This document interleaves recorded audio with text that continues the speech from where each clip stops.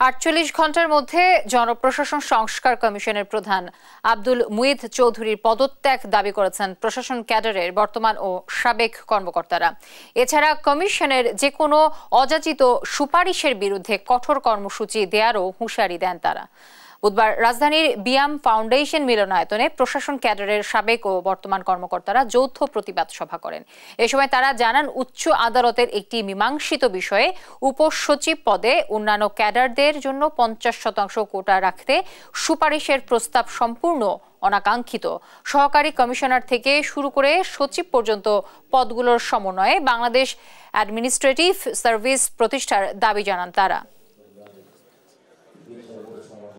2010 মে মাসে রায় বলা আছে 75% এবং 25% কোটা অলরেডি এর রায় সংযুক্ত করা হয়েছে বলে দেওয়া আছে। সেই বইটি সকলের হাতে আছে। যদি সেই রায়ের আলোকে হয়ে থাকেন তাহলে তিনি কি মহামান্য আদালতের ঊর্ধ্বে? তিনি কি আদালত অবমাননা করছেন?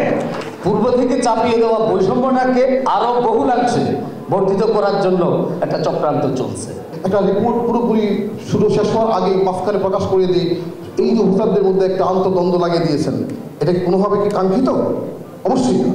সকল যৌক্তিক যুক্তিতে ওয়েবারের যে রেশনাল স্টেট গঠন করার জন্য আমলাতন্ত্রের জন্ম হয়েছিল, সেই আমলাতন্ত্র টিকাতে এই 50-50 বন্টন বৈষম্যমূলক এবং বৈষম্যমূলক। প্রশাসন ক্যাডারের বিরুদ্ধে যে ষড়যন্ত্র হচ্ছে, যদি একটা retired officers of Bangladesh administrative service একটা স্ট্রং প্ল্যাটফর্ম থাকতো, তাহলে হয়তো এই ধরনের কোনো আশঙ্কা আমরা দেখতে পেতাম না স্যার।